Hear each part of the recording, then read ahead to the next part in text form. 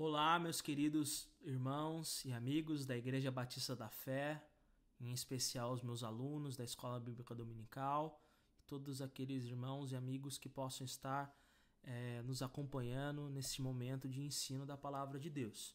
Estou aqui dando prosseguimento, então, aos nossos estudos, utilizando desse meio da tecnologia do YouTube para podermos, então, não parar de adorar e bendizer o santo nome do Senhor e também estarmos em torno da sua palavra para aprendermos mais a respeito de quem Ele é e do que Ele espera de nós. Então hoje prosseguirei com a doutrina da igreja a respeito das 4 principais atitudes da igreja. Estamos no bloco da doutrina da redenção, olhando esse aspecto coletivo da redenção. Primeiramente, trabalhamos o aspecto individual, ou seja, como Deus salva os indivíduos por meio da fé em Jesus Cristo. E agora estamos olhando o aspecto coletivo, ou seja, a doutrina da igreja, que é essa comunidade de pessoas, essa comunidade de indivíduos salvos por Jesus Cristo. Então, como um resumo das aulas anteriores, na primeira aula sobre a doutrina da igreja, nós aprendemos que a igreja é uma nova manifestação da graça de Deus, o qual forma uma humanidade redimida composta por judeus e gentios, os quais vivem como uma comunidade nesta presente dispensação. Então, aprendemos que a igreja é uma comunidade de pessoas salvas sem distinção étnica, racial, cultural, social, seja lá o que for. Porque todos pecaram e carecem da glória de Deus. Então, a igreja é essa comunidade multicultural que vive, então, a salvação em Jesus Cristo nesta presente dispensação, ou seja, antes da dispensação futura, que é a volta de Cristo e a instauração do seu reino. Na segunda aula sobre a doutrina da igreja, falamos a respeito da mensagem central da igreja, ou seja, o Evangelho, a mensagem da vida, morte e ressurreição de Cristo, que crendo nele temos vida eterna. Então, vimos que a mensagem central da igreja e todas as suas atitudes se baseiam, então, no Evangelho, a centralidade do Evangelho. E após definirmos isso, que é a igreja, sua mensagem principal, nós vamos ver agora de uma maneira prática, como que essa igreja, então, deve viver, quais são as suas principais atitudes. Eu trouxe essa citação do nosso querido irmão Millard Erickson, que muito nos abençoa com a sua boa teologia, recomendo a leitura da sua teologia sistemática a todos. Ele diz que a igreja não foi trazida à existência por nosso Senhor simplesmente para existir como um fim em si mesmo. Ao contrário, ela foi criada para cumprir a intenção do Senhor para com ela.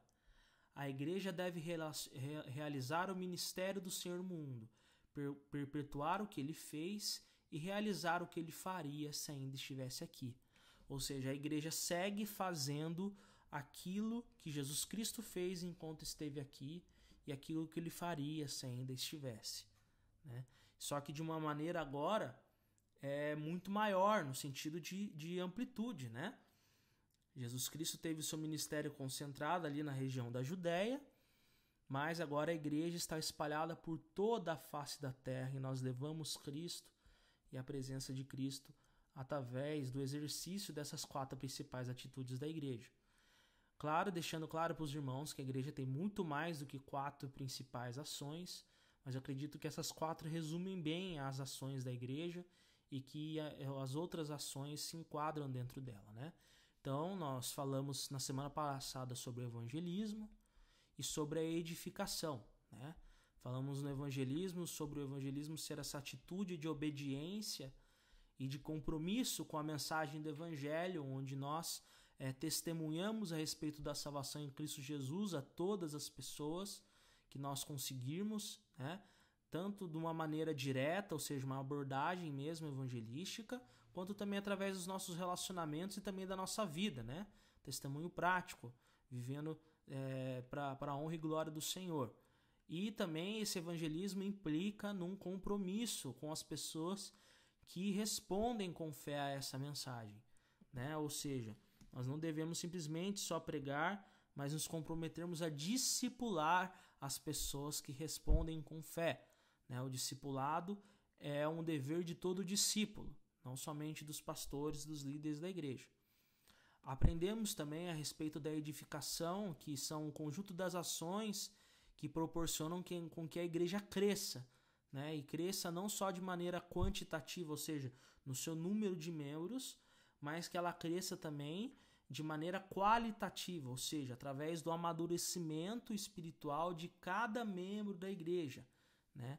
E que através do ministério da palavra, através do exercício dos dons, através da comunhão e através da disciplina bíblica, a igreja então vai crescendo e vai se aperfeiçoando, né?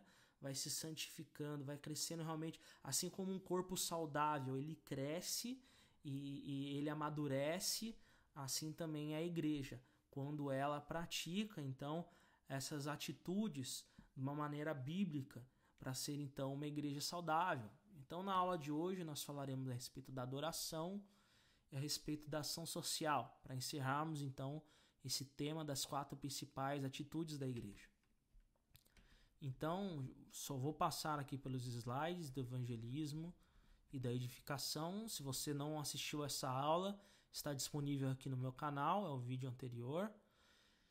Então, vamos lá. Sobre a adoração, o resumo é que a adoração é a atitude solene da igreja em se reunir regularmente para louvar e bendizer o santo nome do Senhor, com orações de súplicas, ações de graça e louvores, esperando dele uma resposta vinda de sua palavra. Claro que hoje, principalmente por termos a revelação toda, Antigo e Novo Testamento, é correto, é plausível que compreendamos a adoração no seu sentido lato, no seu sentido mais expansivo, né? No seu sentido mais abrangente, de que tudo o que fazemos é adoração. De fato, né? No comer e no beber, em qualquer coisa, seja tudo para a honra e glória do Senhor. Toda a nossa vida deve ser em adoração a Deus. Mas nessa aula específica, estou falando da adoração no seu sentido do culto solene, do serviço que a igreja presta semanalmente em se reunir, né, regularmente, semanalmente, para levantar ao Senhor orações de súplica, ações de graças e louvores, e se reunir em torno de sua palavra, esperando que ele fale à igreja então. Então, sobre adoração, nesta aula eu estarei falando especificamente disso, dessa atitude solene, desse compromisso que a igreja tem em estar junto para orar, para cantar e aprender do Senhor por meio da sua santa palavra, da exposição da tua palavra. Então, o primeiro ponto a respeito da adoração que eu quero trabalhar para os irmãos é que a adoração ela precisa ser regular, conforme os crentes do Antigo Testamento e da igreja primitiva. Sobre igreja, quando eu falo igreja primitiva, eu estou falando dos nossos primeiros irmãos ali, desde os apóstolos até então, né? Quando a igreja surgiu. Então, vamos abrir em Êxodo 31:16, para vermos então como que esse princípio da regularidade do culto solene, ele já vem desde o Antigo Testamento, não é um ensino novo do Novo Testamento, né? 31:16 diz assim: pelo que os filhos de Israel guardarão o sábado, celebrando-o por aliança perpétua nas suas gerações. Os filhos de Israel guardarão o sábado, celebrando-o por aliança perpétua nas suas gerações. Levítico 19:30. Vamos abrir lá. Levítico 19:30. Guardarei os meus sábados e reverenciareis o meu santuário. Eu sou o Senhor. Então vemos que aqui na antiga aliança, Deus determinou para o povo de Israel que o povo de Israel deveria se reunir regularmente aos sábados para estarem adorando a Deus no templo. Claro que haviam também outras reuniões, até mesmo a reunião anual da Páscoa, por exemplo, né? Mas existia esse princípio da regularidade do culto. E o que isso nos ensina? Que Desde Israel, o Senhor não quer que esses cultos aconteçam de uma maneira aleatória. Claro que nós temos a liberdade de se decidirmos em algum dia da semana, em algum momento, vamos nos reunir para adorar a Deus. Claro que podemos. Mas o que Deus exige é essa regularidade semanal, solene da igreja, essa regularidade no culto, né? E isso não é uma ideia nova do Novo Testamento. Já é uma ideia que vem desde a antiga aliança. E agora, falando já no âmbito da nova aliança, tendo Cristo cumprido a antiga aliança através da sua vida, morte e ressurreição, vamos abrir em João, capítulo 20, 19. O objetivo aqui, meus irmãos, não é ensinar vocês a respeito do domingo como dia do Senhor, tá? Mas sim de mostrar o princípio da regularidade do culto. Uma aula a respeito do domingo fica para uma próxima oportunidade. Não vou trabalhar esse detalhe aqui. Então, em João, capítulo 20, versículo 19, logo após Cristo ter ressuscitado, ou seja, num domingo, o dia da ressurreição, vemos então no versículo 19: ao cair da tarde daquele dia, o primeiro da semana, trancadas as portas da casa onde estavam os discípulos, com medo dos judeus, veio Jesus, pôs-se no meio deles e disse-lhes: paz seja convosco. Ou seja, Jesus aparece então aos discípulos no domingo, o dia que eles estavam então reunidos ali, né, com medo de tudo o que tinha acontecido. Jesus tinha acabado de ser morto, crucificado, mas eles estão ali reunidos no domingo. Depois, no versículo 26, nós vemos: passado 8 dias da semana, estavam outra vez ali reunidos os seus discípulos, Tomé com eles. Estando as portas trancadas, veio Jesus, pôs-se no meio deles e disse-lhes: paz seja convosco. Aí você pensa assim: poxa, passado 8 dias, então era segunda-feira. Não, não era. O costume judaico era contar os dias e já contar o dia em que eles estavam. Então conta-se assim: domingo, segunda, terça, quarta, quinta, sexta, sábado, domingo. Então, esse 8º dia aqui era o dia de domingo. Então perceba que no domingo seguinte eles já estavam ali reunidos outra vez e Jesus aparece para eles então ali. Depois nós vemos também em Atos 20, versículo 7.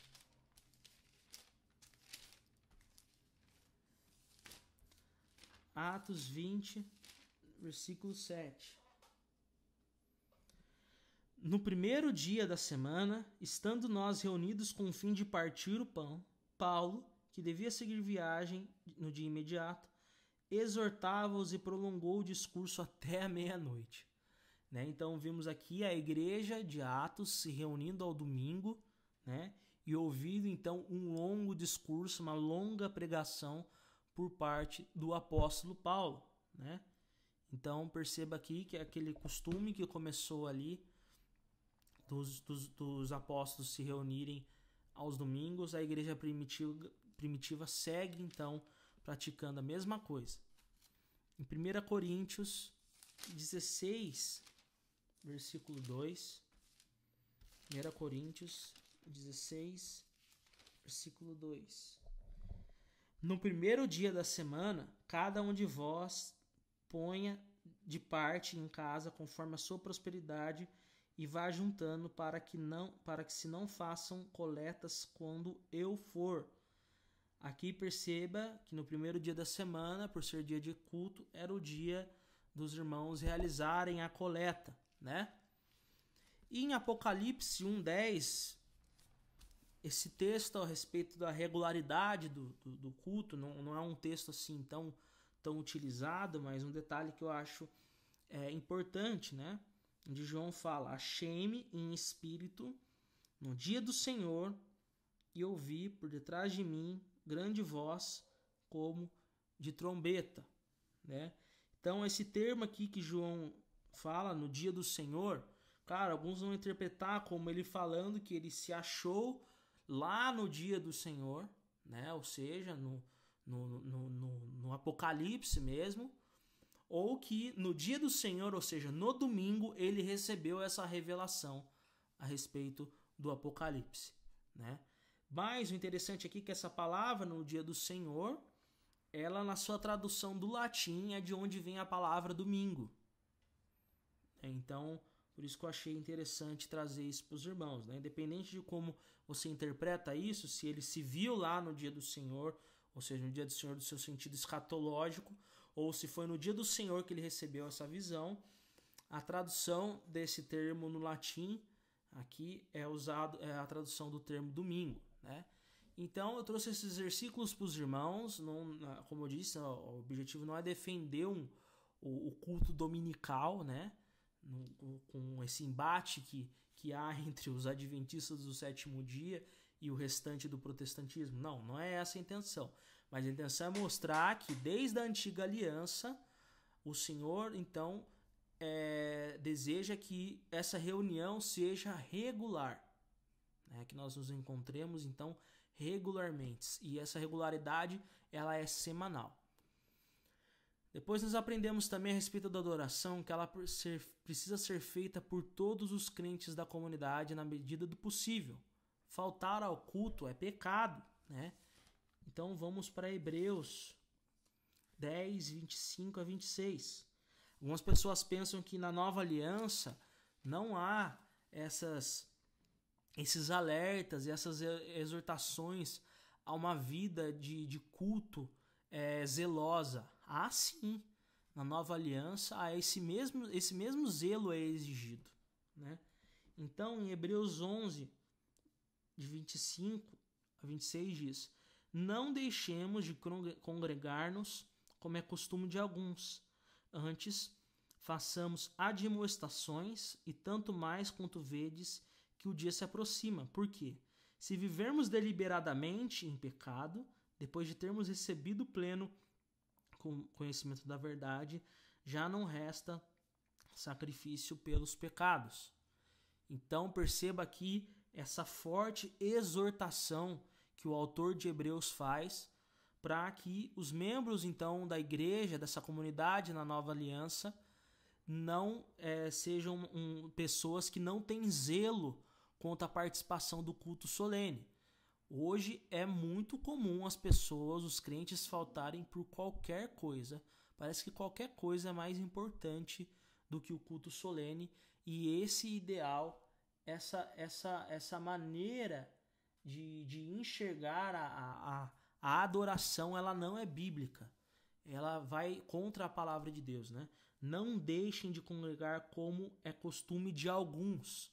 Então, já tinha uns crentes que tinham esse mau costume, e o autor de Hebreus exorta que nós não devemos viver deliberadamente em pecado, porque deixar de faltar às reuniões é pecado sim, né? É pecado sim.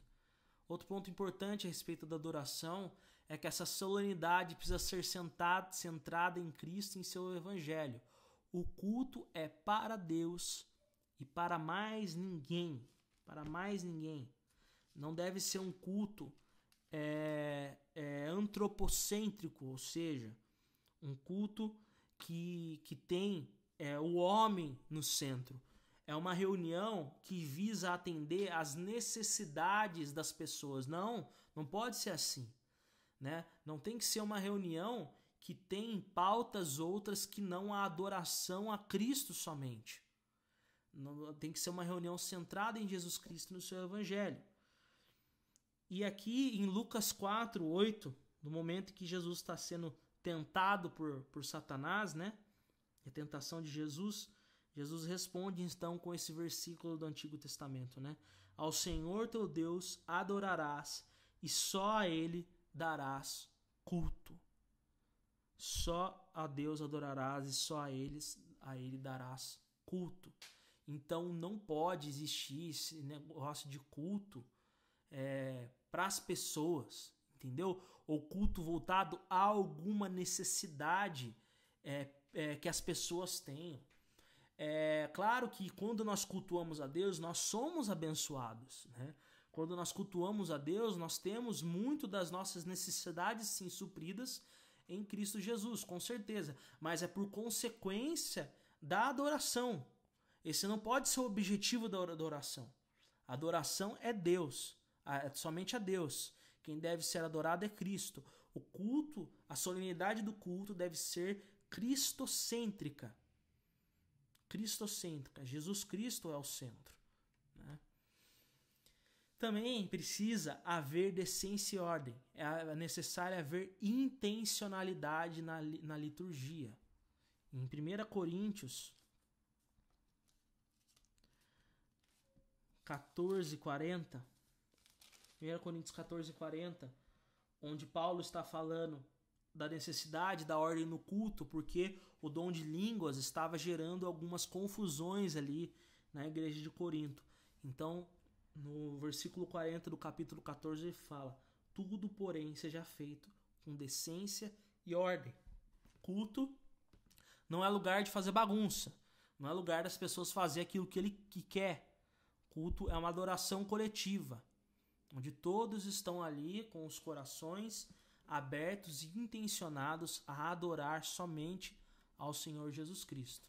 Então, fique bem claro, irmãos, que a adoração é necessária que haja essa regularidade, ela é necessária que todos da comunidade participem, né? De uma maneira prática, por exemplo, nós devemos sim perguntar ao irmão que faltou na igreja por que ele faltou, né? Às vezes as pessoas faltam na igreja e ninguém presta nem atenção nisso, né? Então, se você sentir a falta de algum irmão na igreja, manda um WhatsApp para ele, liga para ele, melhor assim dizendo, pergunta se irmão, o que houve? Eu senti a sua falta no culto neste domingo, né? É necessário que a gente faça esse encorajamento mútuo, né? Vimos também que essa solenidade precisa ser centrada em Cristo, o culto tem que ser cristocêntrico, e ele deve ser feito com decência e ordem, né?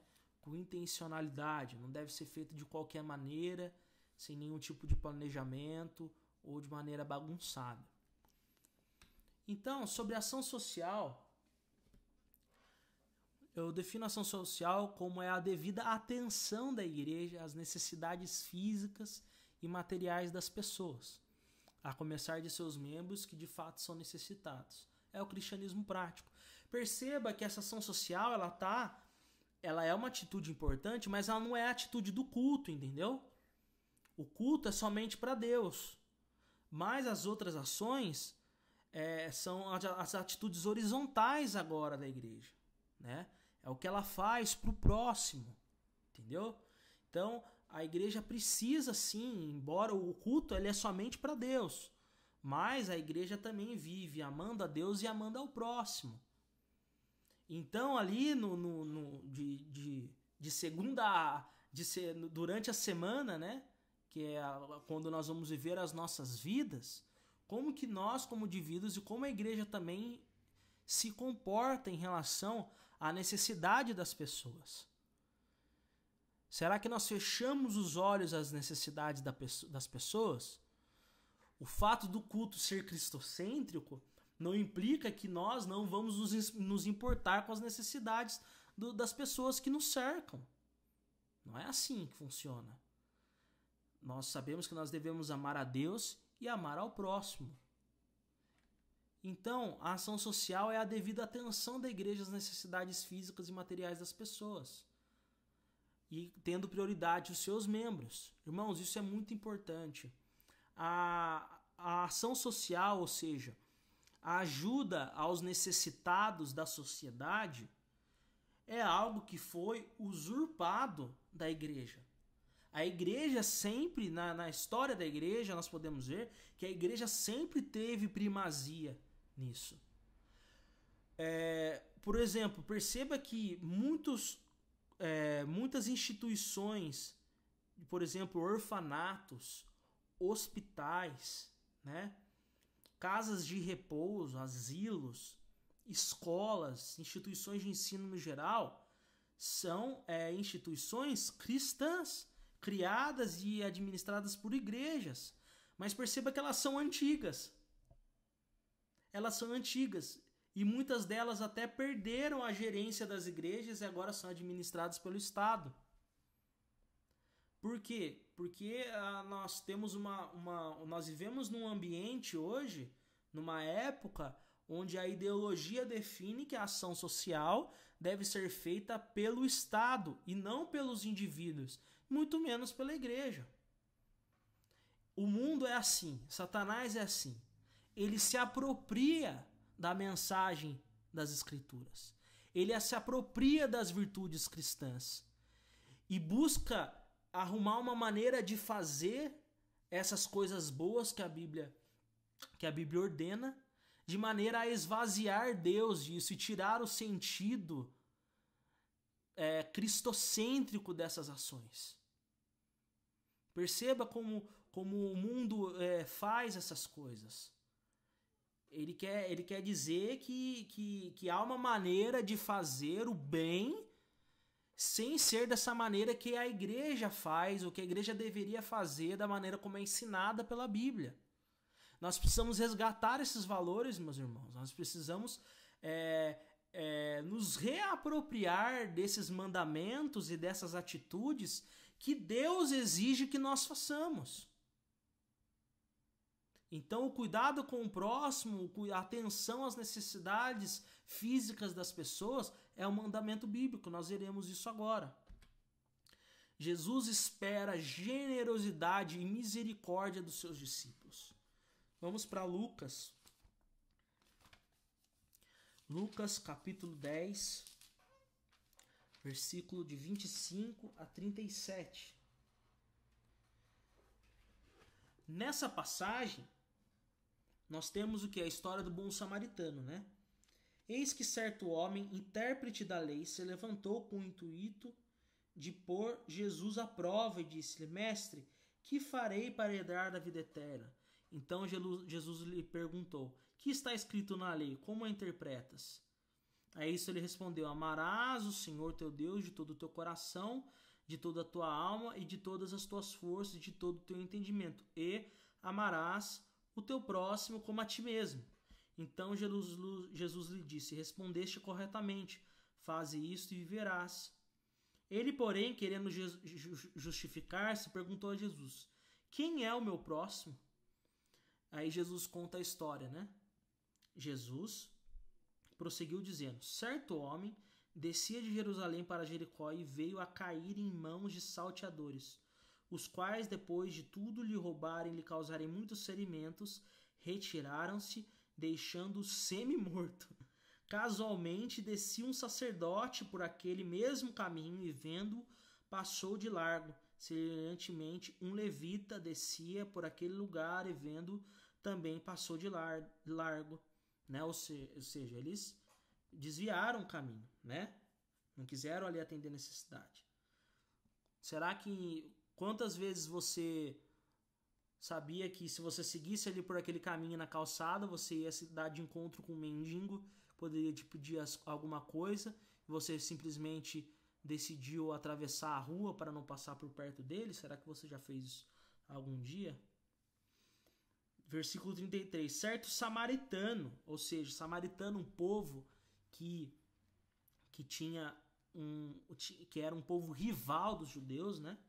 Que seguia o seu caminho, passou-lhe perto e, vendo-o, compadeceu-se dele, e chegando-se, pensou-lhe os ferimentos, aplicando-lhes óleo e vinho, e colocando-o sobre o seu próprio animal, levou-o para uma hospedagem e tratou dele.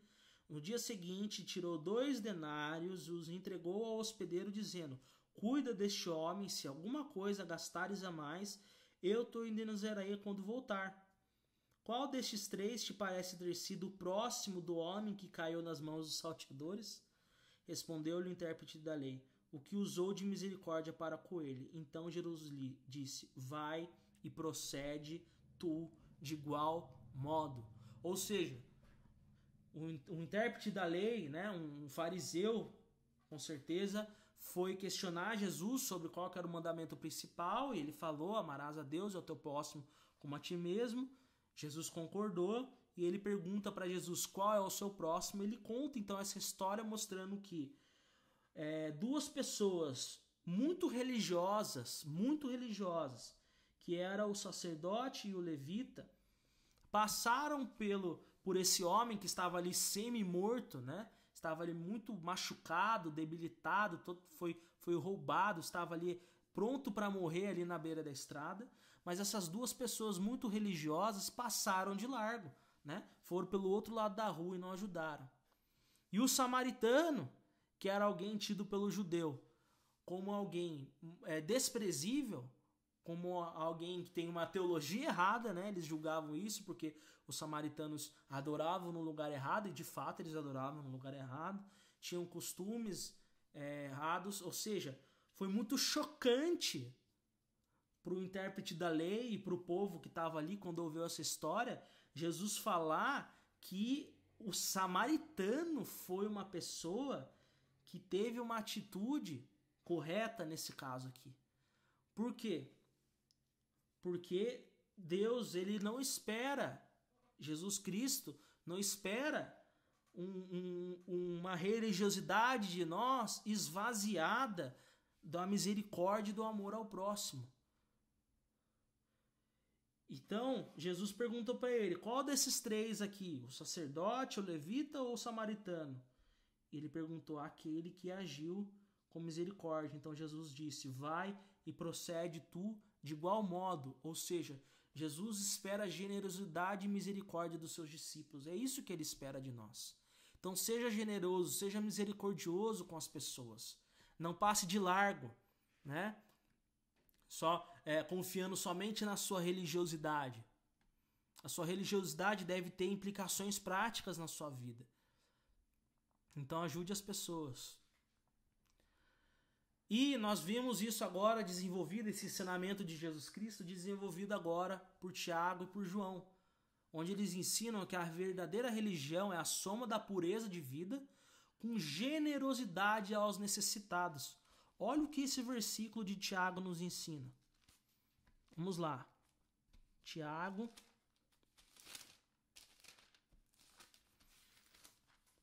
capítulo 1, versículo 27. A religião pura e sem mácula para com o nosso Deus e Pai é esta: visitar os órfãos e as viúvas nas suas tribulações e a si mesmo guardar-se incontaminado do mundo. Perceba que o fato de você não ser uma pessoa mundana, né? uma pessoa que tem um estilo de vida mundano e impuro, ele é muito importante.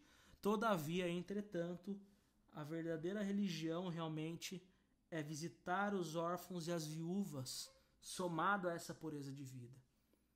Então tem que ter esse aspecto tanto vertical quanto horizontal na nossa vida cristã. Temos que ajudar. E os órfãos e as viúvas eram pessoas totalmente desamparadas naquela época. Não tinha INSS, não tinha orfanato, não tinham programas sociais estatais para cuidar dessas pessoas. Elas careciam realmente de que alguém, de que alguma família olhasse para elas e buscasse ajudar. Então, como que você, como indivíduo, e como que nós, como igreja, temos olhado para essas pessoas? Deixa que o Estado cuida, deixa que a prefeitura cuida. Ao invés de nós olharmos e falar assim, o que nós podemos fazer por essas pessoas? Fica a dica para nós meditarmos e pensarmos naquilo que nós podemos fazer em prol da sociedade, para demonstrarmos de uma maneira prática esse amor que nós recebemos de Deus em Cristo Jesus. 1 João, versículo 3, de 17 a 18. 1 João 3, 17 e 18. Ora, aquele que possui recursos deste mundo e vir ao seu irmão padecer necessidade e fechar-lhe o seu coração, como pode permanecer nele o amor de Deus? Filhinhos, não amemos de palavra nem de língua, mas de fato e de verdade. Aqui o cerco fecha. Aqui é onde nós chegamos na ponta do funil. Aqui, João deixa bem claro que uma das provas de que o amor de Deus habita dentro de alguém é o fato de que essa pessoa não hesita em ajudar aquele que padece de necessidade. Ora, aquele que possui recursos deste mundo e vira seu irmão padecer necessidade e fechar-lhe o seu coração, como pode permanecer nele o amor de Deus? Filhinhos, não amemos de palavra nem de língua, mas de fato, de verdade. Ou seja, nós precisamos mostrar de uma maneira prática esse amor de Deus, esse amor que Deus tem por nós em Cristo Jesus. Nós precisamos ser generosos e amorosos com os necessitados. Jesus disse que a característica singular dos que serão salvos é que estes praticam boas obras ajudando os necessitados. Mateus 25. Mateus 25, 31 a 46.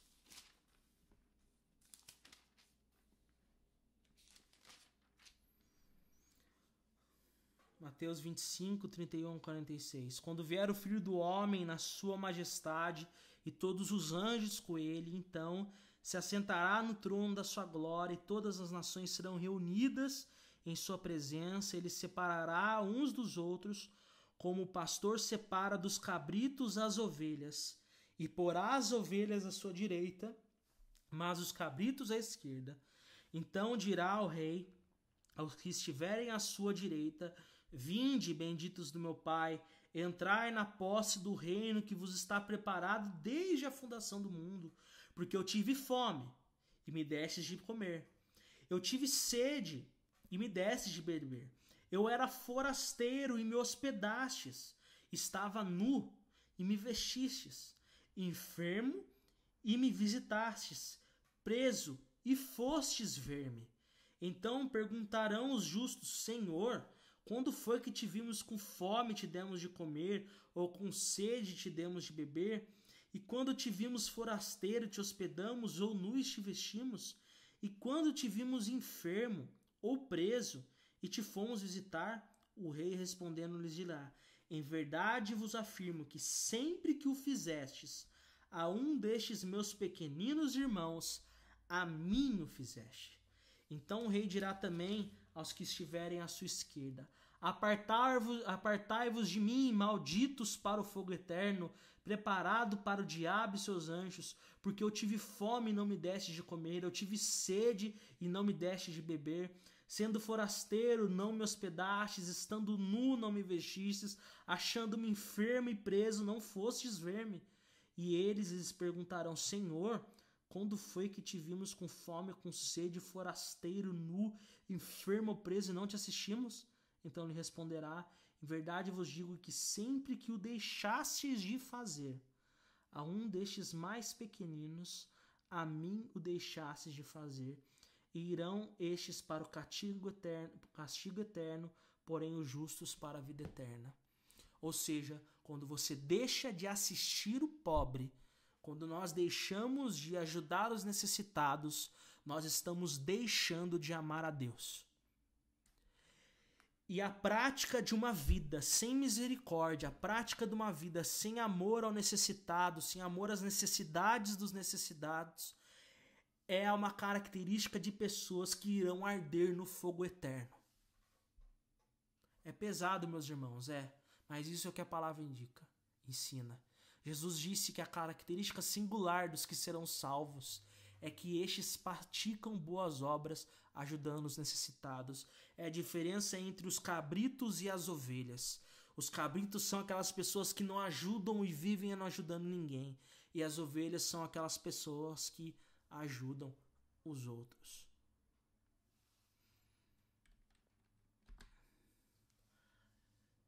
E fechando esse assunto, para delimitar bem, né? Nós poderíamos desenvolver esse assunto melhor e até de maneira mais prática, mas só para deixar bem claro que deve haver uma prioridade dentro dessa ação social. A ação social da igreja deve ter como prioridade os seus membros necessitados. Ou seja, não adianta nada eu querer salvar o mundo, sendo que tem pessoas padecendo ao meu próprio lado dentro da igreja. Isso não faz sentido, né? Então, primeiro, os de dentro. Então, vamos abrir em Gálatas 6. Esse versículo tem muita clareza. Gálatas 6, de 9 a 10. E não nos cansemos de fazer o bem, porque a seu tempo ceifaremos, se não desfalecermos. Por isso, enquanto tivermos oportunidade, façamos o bem a todos, mas principalmente aos da família da fé. Então, deve haver essa prioridade, né? Nós não podemos querer desbravar o mundo numa ação social, né, sem ajudarmos o nosso próximo. Existe uma reflexão que diz assim, né, que aquele que diz que ama a humanidade não ama ninguém, porque a humanidade não existe. Geralmente ações feitas em prol da humanidade não resultam em nada, porque a humanidade é algo muito abstrato. Nós temos que ajudar primeiramente aquele que está do nosso lado. Não faz sentido eu querer salvar o mundo sendo que eu não faço bem para o meu irmão que está ali do meu lado ou para minha própria família dentro de casa, né? Então a ação social da igreja deve ter como prioridade os seus membros necessitados. Então, concluindo, meus irmãos, esse gráfico os irmãos já conhecem, né? Amar a Deus e amar ao próximo. Esse é o mandamento, é o resumo da lei, né? Respondeu-lhes Jesus: amarás o Senhor teu Deus de todo o teu coração, de toda a tua alma, de todo o teu entendimento, e amarás o teu próximo como a ti mesmo. Ou seja, há essa abordagem vertical e horizontal, e elas trabalham juntas. Não tem como eu amar a Deus sem amar o meu próximo, e amar o meu próximo sem amar a Deus, né? Então essas coisas devem ser feitas juntas. E essas 4 atitudes da igreja se encontram aqui, então, entre amar a Deus e amar ao próximo. Através da adoração, da edificação e do evangelismo e da ação social, nós estamos amando a Deus e nós estamos amando ao próximo. Através dessas 4 atitudes principais, a igreja estará expressando uma obediência coletiva aos 2 maiores mandamentos, amar a Deus e amar ao próximo. Então entenda, meu irmão, que nós precisamos, então, como igreja, obedecermos a Deus. Talvez eu esteja falando aqui com muitas pessoas que estão adorando a Deus regularmente, estão falando da palavra, estão exercendo seus dons, visando a edificação, estão ajudando o próximo na medida do possível. Agora, pensando como igreja, né? Como Igreja Batista da Fé, onde que nós temos falhado dentro dessas 4 principais atitudes? Como que nós temos falhado nisso? Há algo a ser feito melhor em relação à adoração? Há na nossa igreja uma assiduidade conforme a nossa lista de membros, o nosso hall de membros? Será que não há pessoas que precisam ser encorajadas a estar presente nos cultos dominicais? Será que nós não temos falhado nisso, em deixarmos somente para os nossos pastores correrem atrás das ovelhas, sendo que nós conhecemos ali uns aos outros e poderíamos muito bem nos encorajarmos mutuamente a presença no culto? Às vezes o irmão está desanimado, ele precisa, e às vezes ali com uma mensagem, um WhatsApp, uma ligação, você consiga estar ali o encorajando a estar presente nessa adoração, porque essa adoração precisa ser com toda a solenidade, com toda a comunidade na solenidade. Evangelismo. O que nós, como Igreja Batista da Fé, poderíamos fazer para que pudéssemos, como igreja, proclamar o santo nome do Senhor, proclamar o Evangelho, então termos pessoas respondendo a esse Evangelho e estarmos dispostos a discipulá-lo? Que ações de evangelismo poderíamos fazer? Eu não quero dar todas as respostas, eu quero fazer você refletir. Pense em como você poderia evangelizar mais e cooperar para que a sua igreja evangelizasse mais. Nós temos missionários no campo, né, os quais sustentamos. Nós temos também a nossa congregação na Zona Leste, esse projeto que nós temos de plantar uma igreja lá. Como que você poderia ajudar nisso tudo? E primeira coisa, fale de Cristo aos seus parentes. Fale de Cristo aos seus colegas de trabalho. Tenha compromisso com essa mensagem. A respeito da edificação, você tem desenvolvido os seus dons? Você tem buscado não ser somente aquele que vai, chega na igreja, assiste o culto e vai embora, mas você participa da vida da igreja exercendo ali alguma função? Como você tem cooperado para que a sua igreja cresça, tanto em quantidade quanto em qualidade? E a ação social, como eu acabei de desenvolver, o que nós, como Igreja Batista da Fé, podemos fazer em prol dos necessitados, dos aflitos, das pessoas que precisam. De fato, existem muitas pessoas miseráveis à nossa volta. E claro, também tendo essa perspectiva de que deve haver prioridade entre os membros ali da igreja. Você sabe o que o seu irmão passa, você sabe das necessidades que ele passa. Pode estar acontecendo muitas necessidades nesse momento, por exemplo, de pandemia, onde estamos no meio de uma crise tanto sanitária quanto econômica. E com certeza os nossos orçamentos não estão os mesmos nessa situação toda. Você tem procurado ali ajudar? Nós sempre temos mais do que alguém. Sempre. E isso que temos mais, poderemos partilhar com o outro. Então é isso, meus queridos irmãos.